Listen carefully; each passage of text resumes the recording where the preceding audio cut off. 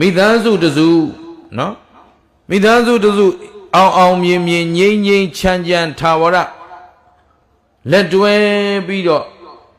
ချမ်းသာအောင်မြင်ဖြစ်ချင်ရင်လေသီလသမာဓိပညာနဲ့မိသားစုမှာမိသားစုစည်းကမ်းရှိရမယ်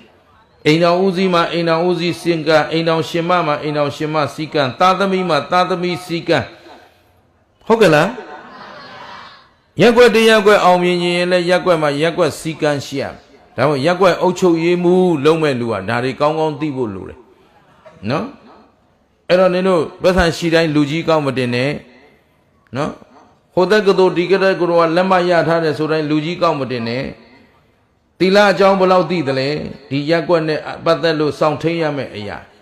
တမာရီအကြောင်းဘယ်လောက်သိသလဲလူတွေကိုဆက်ဆံတဲ့နေရာမှာပတ်စံရှိရင်တစ်မျိုးမရှိရင်တစ်မျိုးအတိုင်းဝိုင်းကောင်းရင်တစ်မျိုးမကောင်းရင်တစ်မျိုးဆက်ဆံရင်အဲ့ကောင်မြန်မောင်းထုတ်လိုက်လူကြီးမလုပ်စေနဲ့ရှင်းလားတမာရီမရှိဘူးပညာရက်ွက်နဲ့ပတ်သက်လို့ဆုံးဖြတ်ရမယ့်ပညာတွေနော်ဒီရက်ွက်မှာရှိတဲ့အရာမရှိတဲ့အရာသုံးတဲ့အရာမသုံးတဲ့အရာ